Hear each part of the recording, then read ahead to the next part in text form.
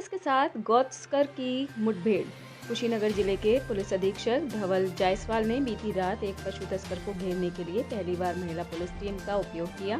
तस्कर को पकड़ने में मिली कामयाबी के बाद पूरे प्रदेश में इस विषय पर चर्चा शुरू हो गई और प्रदेश के DGP law and order Prashant Kumar ने पुलिस अधीक्षक की पहल की तारीफ की है। उन्होंने इसे नारी सशक्तिकरण से जोड़ते हुए गर्व का विषय बताया। होटल में दिन दहाड़े महिला की गोली मारकर हत्या। राजधानी पटना के पास इलाके में दिन दहाड़े हत्या की घटना हुई है। पटना रेलवे स्टेशन के नजदीक कोतवाली थाना क्षेत्र स्थित एक होटल में 21 वर्षीय महिला की गोली मारकर हत्या कर दी गई है। मृतका का नाम शोभा कुमारी बताया जा रहा है, जो जहानाबाद की रहने वाली है। होटल के कर्मचारियों ने बताया कि मीनाक्षी के पति गजेंद्र कुमार गुरुवार की शाम 6 बजे के आसपास होटल में आए थे और 303 नंबर कमरा बुक कर लिया था। उसने होटल मैनेजर को कहा था कि रात तक मेरी पत्नी आएगी, लेकिन उसकी पत्नी आज सुबह 9 बजे के आसपास होटल में पहुंची। करीब 10 बजे घटना को अंजाम देकर उसका पति गजेंद्र फरार हो गया। आप सांसद संजय सिंह को दिल्ली एससी से झटका। दिल्ली हाई कोर्ट ने कथित शराब घोटाला मामले में अपनी रिमांड और गिरफ्तारी को चुनौती देने वाली आम आदमी पार्टी नेता और राज्यसभा सांसद संजय सिंह की याचिका खारिज कर दी। इससे पहले ईडी ने दिल्ली आबकारी नीति से जुड़े धनशोधन मामले में आम आदमी पार्टी नेता संजय सिंह की गिरफ्तारी को चुनौती देने वाली उनकी याचिका का बृहस्पतिवार को दिल्ली हाई कोर्ट में विरोध किया। न्यायमूर्ति स्वर्णकांता शर्मा ने दोनों पक्षों को सुनने के बाद संजय सिंह की याचिका पर आदेश सुरक्षित रख लिया था। इसके बाद शुक्रवार को याचिका खारिज कर दी। सपा सांसद एसटी हसन ने की पीएम मोदी की तारीफ। इजरायल और हमास के बीच जंग जारी है और इसी बीच फिलिस्तीन मामले में समाजवादी पार्टी के सांसद डॉक्टर एसटी हसन ने प्रधानमंत्री नरेंद्र मोदी की तारीफ करते हुए कहा, प्रधानमंत्री अच्छे इंसान हैं। सपा सांसद ने कहा कि हमने कई बार उनके पार्लियामेंट में भावुक होते हुए देखा है। हमें उम्मीद है कि वे फिलिस्तीन को मानवीय मदद भी देंगे और भारत इजरायल के जुल्म के खिलाफ खड़ा होगा।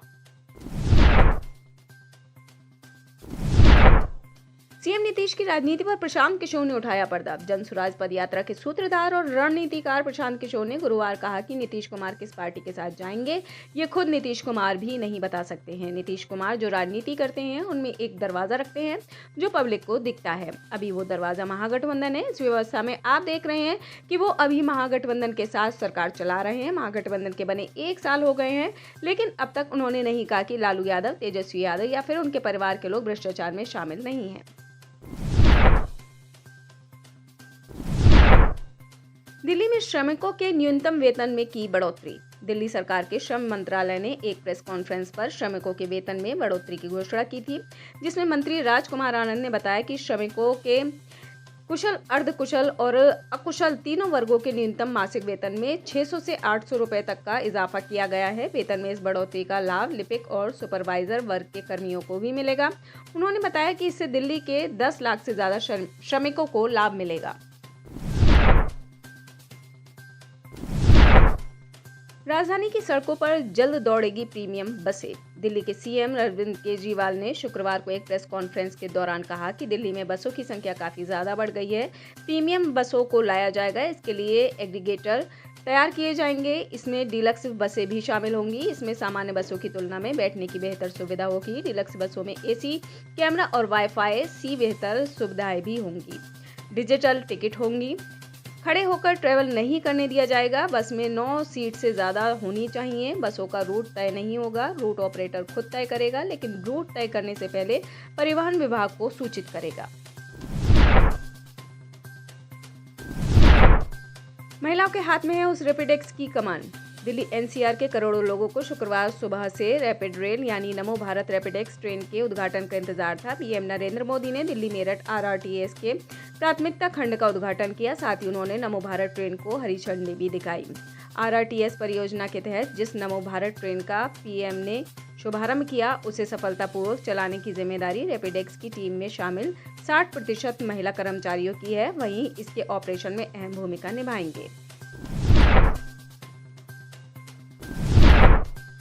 रीवा युवराज के सामने राम गरीब। मध्य प्रदेश की राजनीति में कई राज परिवारों का दबदबा अब भी कायम है। 2023 के चुनाव में कई रियासतों के सियासी वारिस टिकट पाने में कामयाब रहे हैं, लेकिन चर्चा राज परिवार के खिलाफ लड़ने वाले उम्मीदवारों की ज्यादा हो रही है। सिरमौर से रीवा राजघराने के सियासी वारिस दिव्यराज सिंह के खिलाफ कांग्रेस ने रामगरीब आदिवासी को मैदान में उतारा है। 10वीं तक की पढ़ाई करने वाले रामगरीब आदिवासी की कुल संपत्ति 3 लाख से भी कम की है। यह जानकारी उन्होंने अपने पिछले हलफनामे में दी थी।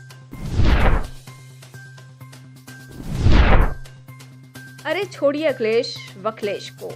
मध्य प्रदेश चुनाव में समाजवादी पार्टी और कांग्रेस के बीच मची कलह पर राज्य इकाई के अध्यक्ष और पूर्व सीएम कमलनाथ ने पहली प्रतिक्रिया दी। वह शुक्रवार को छिंदवाड़ा में थे।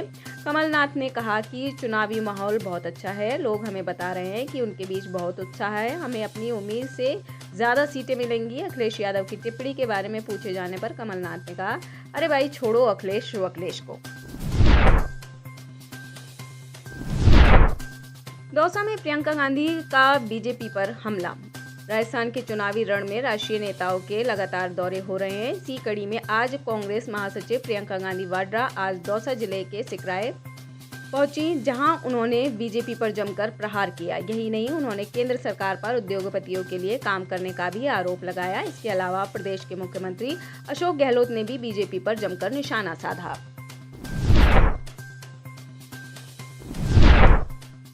राज्यपाल से विवाद के बीच विधानसभा सत्र स्थगित। पंजाब में भगवंत मान सरकार और राज्यपाल बनवारी लाल पुरोहित में विवाद के बीच विशेष विधानसभा सत्र अनिश्चितकाल के लिए स्थगित हो गया है।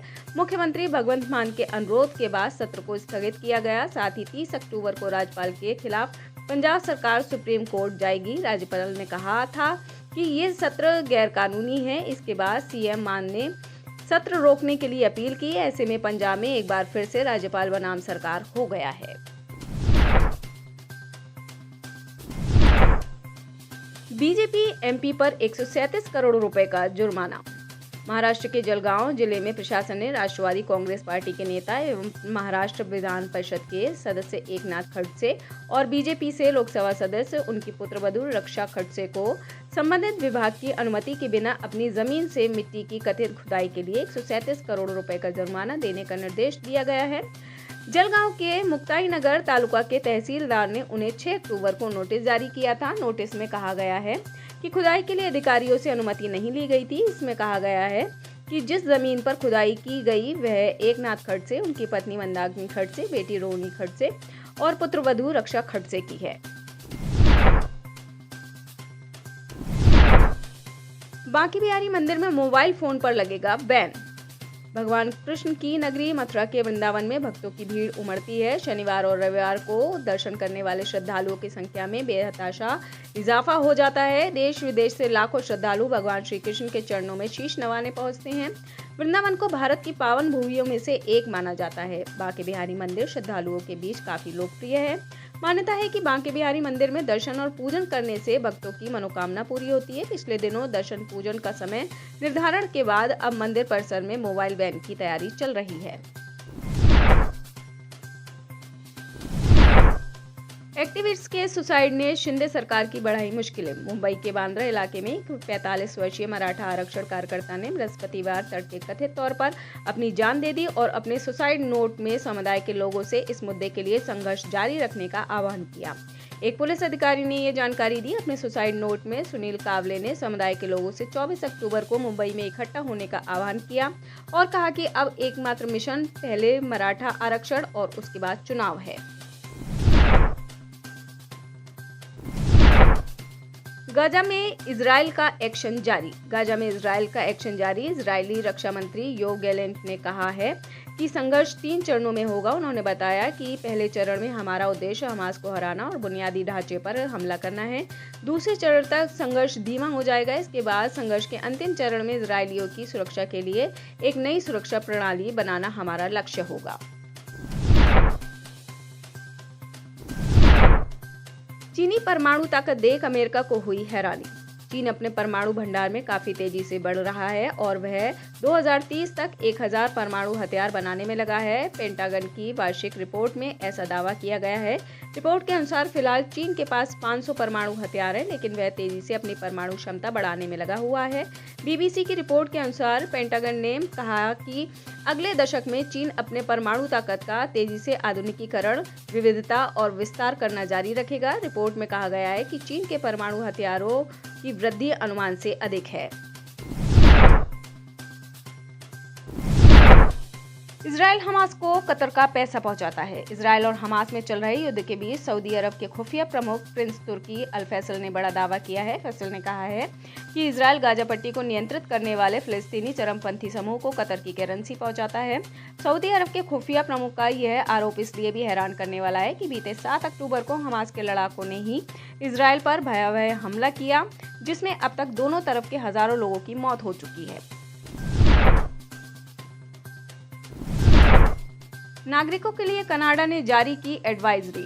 खालिस्तान मुद्दे को लेकर भारत और कनाडा के बीच तनाव कम होने का नाम नहीं ले रहा है। अब कनाडाई सरकार ने भारत में मौजूद अपने 41 राजनयिकों को वापस बुलाने का फैसला किया है। साथ ही अपने नागरिकों के लिए कनाडा विरोधी प्रदर्शन और धमकी की चेतावनी भी जारी की है।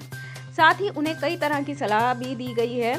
कनाडाई सरकार की तरफ से जारी एडवाइजरी में कहा गया है कि बेंगलुरु, चंडीगढ़ और मुंबई में कनाडा के महावाणिज्य दूतावास अस्थायी रूप से निलंबित रहेंगे। इसमें कहा गया है कि कनाडाई नागरिक नई दिल्ली में स्थित कनाडा के उच्चायोग से आगे की जानकारी प्राप्त कर सकते हैं। इजराइल हमास युद्ध में अब किम जोंग उन की एंट्री। इजराइल और हमास के बीच जारी जंग के बीच दावा किया जा रहा है कि इजराइल पर हमला करने के लिए हमास के लड़ाकों ने नॉर्थ कोरियाई हथियारों का इस्तेमाल किया था। हमास के वीडियो और इजराइल की ओर से जब्त किए गए हथियारों से पता चलता है कि नॉर्थ कोरिया चरमपंथी समूह को हथियार बेचता है। आपकी रिपोर्ट के मुताबिक उन्होंने युद्ध के मैदान में पकड़े गए हथियारों का विश्लेषण भी किया है। साउथ कोरियाई सैन्य खुफिया एजेंसी के 2 विशेषज्ञों ने जानकारी देते हुए बताया है कि हमास के लोग F7 रॉकेट प्रोपेल्ड ग्रेनेड का इस्तेमाल कर रहे थे। आप इस खबर के बारे में क्या सोचते हैं, हमें कमेंट सेक्शन में बताएं। साथ ही ब्रह्मास्त्र न्यूज को सब्सक्राइब और शेयर भी जरूर करें।